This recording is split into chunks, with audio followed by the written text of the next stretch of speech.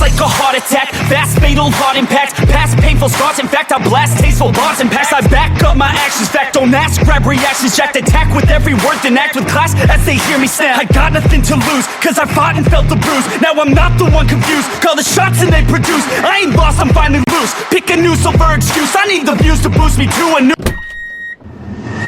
Welcome to cric science. दोस्तों, आज के इस एपिसोड में हम देखेंगे फास्ट बॉलर के जंप आउट और जंप इन के बारे में।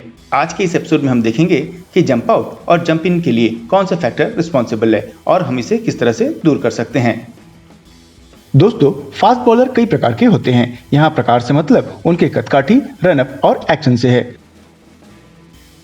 दोस्तों, कुछ फास्ट बॉलरों में एक प्रॉब्लम नजर आती है, वह है टेक ऑफ के बाद जंप इन या फिर जंप आउट की प्रॉब्लम।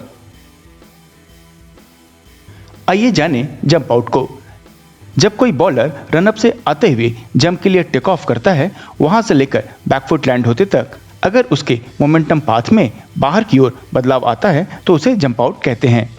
इसी तरह यह बदलाव स्टंप की ओर आए तो उसे जंप इन कहते हैं। आइए समझें जंप आउट के कारणों को। रनअप पाथ को देखें। इस एग्जाम्पल में बॉलर आधे रनअप पर आकर अपने रनअप पाथ से बाहर हो जाता है, उसके बाद फिर से पुराने पाथ पर आता है। यहाँ उसके बॉडी का मोमेंटम फाइन लेग की तरफ हो जाता है, जबकि उसे बॉल बैट्समैन की ओर सीधे डालनी है। वह अपर बॉडी से अपने मोमेंटम को टारगेट की ओर करने की कोशिश करता है, जिससे पहले फ्रंट शोल्डर ओपन होता है और उसके साथ फ्रंट हिप भी, और वह अपनी ही बॉडी वेट और मोमेंटम के कारण बाहर जंप कर जाता है, जिसका रिजल्ट जंप आउट और अनबैलेंस बॉडी और वेबट बॉलिंग। आइए एक एग्जाम्पल और देखें।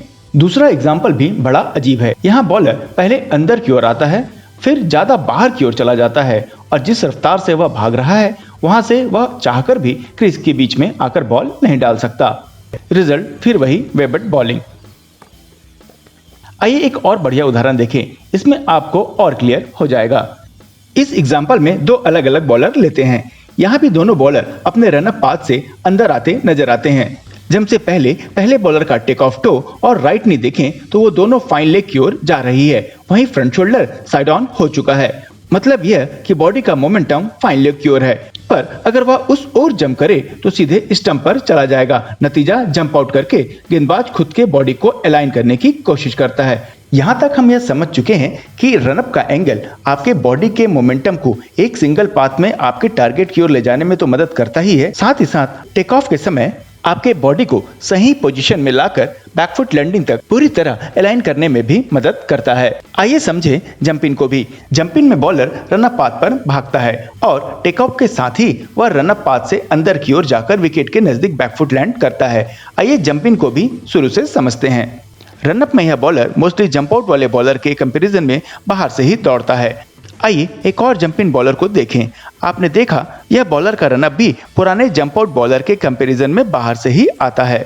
चलिए एक दूसरे जंप आउट बॉलर के साथ भी कंपेयर कर लें, यहाँ भी आप यही रिजल्ट पाएंगे। ध्यान दें कि ऐसे बॉलर जो बाहर से दौड़ते हैं मोस्टली उनके साथ जंप इन का प्रॉब्लम आ जाता है, और ऐसे बॉलरों में हमने देखा टेक ऑफ के समय बॉडी पोजीशन और मोमेंटम भी फाइन लेग की ओर होता है।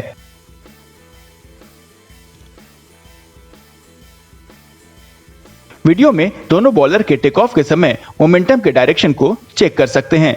यह मोमेंटम उनके बॉडी अलाइनमेंट को तो प्रभावित करता ही है, साथ ही साथ उनके बैकफुट लैंडिंग को, और फिर यह बैकफुट लैंडिंग उनके बैलेंस और रिलीज को प्रभावित करता है। इस स्टडी से हमें यह पता चलता है कि जंप आउट और जंप इन के लिए जो फैक्टर रिस्पॉन्सिबल है वह यह है। पहला एंगल ऑफ रनअप, दूसरा मोमेंटम पाथ, तीसरा बॉडी अलाइनमेंट। ध्यान रखें हमेशा करेक्शन रनअप से शुरू करें। रनअप कोशिश करें जितना हो सके सीधा रखें। इसके लिए कॉरिडोर ड्रिल का उपयोग करें, या कहें कि कॉरिडोर रनिंग करें। अगर आप थोड़ा एंगुलर भी भागते हैं तो ध्यान रखें आपका मोमेंटम आपको डेंजर जोन की ओर ना ढकेले। जहां तक हो सके रनअप सीधा रखें तो बेहतर होगा। दूसरा फैक्टर है मोमेंटम। यहाँ इस वीडियो में 4 बॉलर हैं। इनके रनअप के साथ साथ टेक ऑफ के समय मोमेंटम का डायरेक्शन अलग अलग दिख रहा है, इसलिए बैकफुट लैंडिंग भी अलग अलग जगह पर है। नंबर 1 बॉलर का मोमेंटम काफी हद तक बाकियों से बेहतर है, इसलिए इस बॉलर का रनअप, टेक ऑफ और बैकफुट लैंडिंग एक ही डायरेक्शन में है। साथ ही साथ इस बॉलर का बॉडी फुल बैलेंस्ड और सीधा है, जिससे यह बॉलर बेहतर बैकफुट लैंडिंग कर पा रहा है। अपनी बॉडी को कुछ इस तरह से ट्रेन करें। रनअप के दौरान बॉडी मोमेंटम को टारगेट की तरफ रखें। टेक ऑफ के समय आपका हेड बॉडी के सेंटर लाइन के पीछे और बॉडी मोमेंटम सामने टारगेट की तरफ रखें। इसका अभ्यास आप दीवार के साथ भी कर सकते हैं।